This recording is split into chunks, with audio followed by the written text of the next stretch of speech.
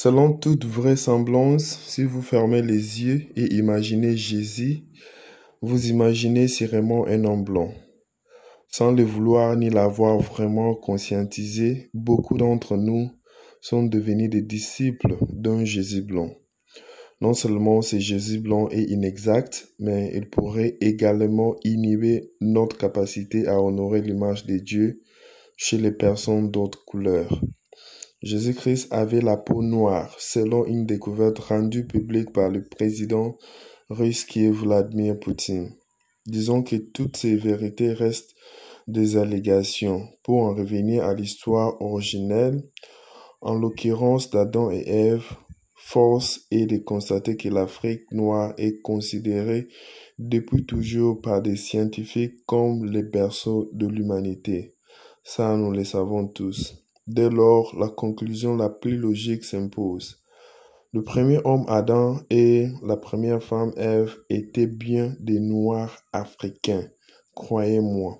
L'origine ethnique et l'apparence de Jésus sont débattues pour divers motifs depuis le début du christianisme, bien que le Nouveau Testament ne donne aucune description de l'aspect physique de Jésus avant sa mort et que son récit ne mentionne généralement pas de traits ethniques.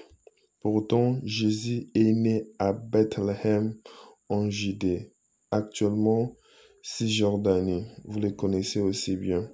Donc du coup, les représentations de Jésus en homme blanc avec des traits européens et des cheveux lisses ne semblent donc pas concordantes et seraient donc plutôt une intégration culturelle. Ce sont les blancs qui sont en train de nous imposer cela. Jésus serait alors oriental, puisqu'il semble également qu'il parlait araméen, commune à l'époque palestinienne, une langue que de nos jours on parle notamment en Syrie. Malgré l'absence de mentions précises de la Bible et de l'histoire à cet effet, divers théories sur l'ethnie de Jésus ont été avancées et débattues depuis les siècles. Au Moyen-Âge, plusieurs documents, généralement d'origine inconnue ou douteuse, circulent et donnent des détails sur l'apparence de Jésus. Je vous laisse d'abord écouter ce petit discours de Malcolm X. Ça va vous donner l'idée de ce que l'homme blanc est en train de faire pour unir l'Afrique. Alors si vous aimez cette vidéo, je vous demande de pouvoir l'aimer. Et si vous croyez aussi que Jésus-Christ, qui est mentionné dans la Bible, était un noir avec des origines africaines, était entouré avec les noirs en son temps, et que le blanc cherche nous les cacher pour pouvoir nous donner, nous coller une image de ce qui est mauvais. Dites-le dans les commentaires si réellement vous croyez que Jésus-Christ était un noir et vous le sentez. Dites-le dans les commentaires, aimez cette vidéo, partagez cette vidéo pour que beaucoup de gens en voient et soient conscients que non, les noirs ce n'est pas le mal, les noirs ce n'est pas le mauvais. Partagez cette vidéo au maximum. Qui vous a appris à détester la texture de vos cheveux? Qui vous a appris à haïr la couleur de votre peau, au point de vous blanchir pour ressembler à l'homme blanc? Pour ressembler à l'homme blanc? Qui vous a appris à détester la forme de votre nez et de vos lèvres? Qui vous a appris à vous détester du sommet de la tête à la plante des pieds? Qui vous a appris à haïr votre propre espèce? Qui vous a appris à haïr la race à laquelle vous appartenez au point de ne plus vouloir vous côtoyer? Ce que je vais te dire maintenant va te pousser à beaucoup réfléchir. Si le Créateur avait voulu confier un enseignement à des êtres humains, il se serait adressé d'abord et forcément aux Africains. Je t'explique pourquoi. Les Africains sont les ancêtres biologiques de l'humanité. Et de ce fait, les Africains sont les tout premières créatures humaines de Dieu.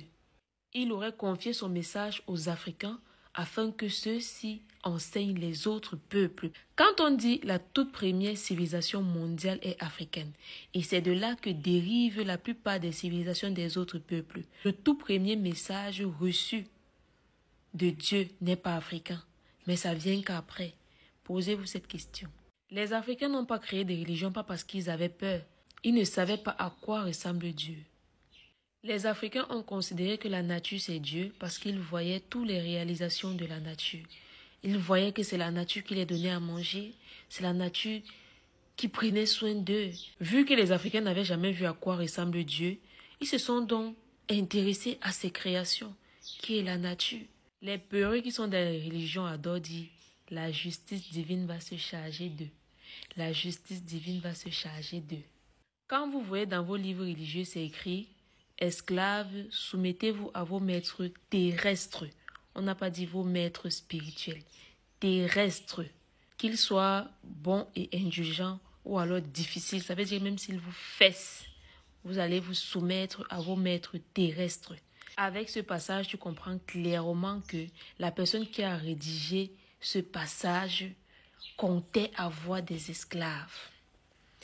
Et j'avais reçu plusieurs commentaires me demandant si Dieu existe, pourquoi il permet qu'un peuple soit au-dessus de l'autre.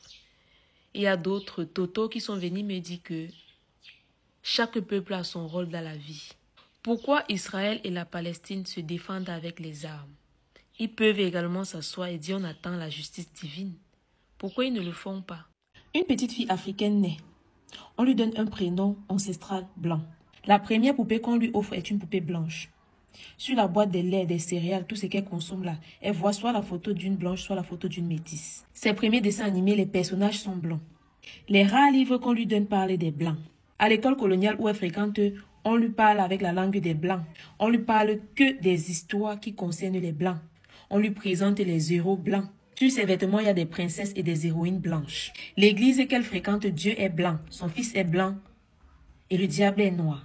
Dans son pays, les femmes qui gagnent les concours de beauté, Miss et autres, sont ces femmes-là qui se sont décapées la peau et portent des perruques sur la tête. Toujours dans son pays, quand on veut faire un concours de Miss pour des cheveux crépus ou alors des cheveux ondulés, on appelle ça Miss Nappy, dont on dissocie. Avec le temps, elle constate que la plupart des présidents africains ont épousé des femmes blanches, qu'un président blanc n'a épousé une femme noire. La plupart des hommes noirs riches et célèbres qu'elle voit à la télé ou alors qui sont influenceurs ou des acteurs préfèrent des femmes décapées ou alors des femmes blanches.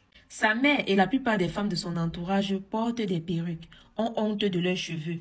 Les médias lui montrent sans arrêt des blanches heureuses et des noirs toujours en train de souffrir. On aime bien montrer cette image de nous. C'est tout à fait normal que cette petite fille grandisse avec un complexe d'infériorité. Elle veut se décaper, elle veut défriser ses cheveux, elle veut avoir les meilleures greffes. Généralement, quand on invite les femmes africaines dans des endroits importants, mieux vous venez même avec 6 nattes sur la tête, ou avec une coiffure, ou avec une perruque afro. Vous ne verrez jamais les blanches. Je dis bien, écoutez-moi très bien. Vous ne verrez jamais les blanches. Achetez une perruque afro pour un grand événement. Il n'y a qu'en Afrique que vous verrez des femmes comme ça pour les grands événements. Et après, quand vous accouchez votre enfant et cet enfant a un complexe d'infériorité, ça vous dépasse. Finalement, qui est la victime? C'est ces enfants qui sont en train de voir ce que nous sommes en train de faire et de copier notre mentalité. Aujourd'hui, j'ai reçu la poupée Zinga pour ma fille. J'ai demandé... Elle ressemble à qui? Elle a dit, elle me ressemble. C'est bébé d'Afrique, c'est comme ça qu'elle appelle la poupée là. Arrête le plastique. Je ne me décape pas, mes cheveux sont naturels. Comment est-ce que ma fille peut avoir l'envie de se décaper? Elle me prend comme modèle. Pour elle, je suis la mère idéale. Je suis la meilleure maman. Depuis qu'elle est née, elle n'a jamais mis les mèches sur sa tête. Oui. Jamais, peut-être les perles, mais jamais les mèches. Africains, sentez-vous saluer. J'espère que vous avez compris ce qui se passe. J'espère que vous avez compris quelque chose dans cette vidéo et cela vous a apporté la lumière. N'oubliez pas de pouvoir partager cette vidéo avec quelqu'un d'autre, de pouvoir l'aimer. Ça pourra apporter aussi la lumière à quelqu'un d'autre. Si vous êtes nouvelle sur cette chaîne, abonnez-vous. Et je vous dis ciao, on se voit dans une prochaine vidéo.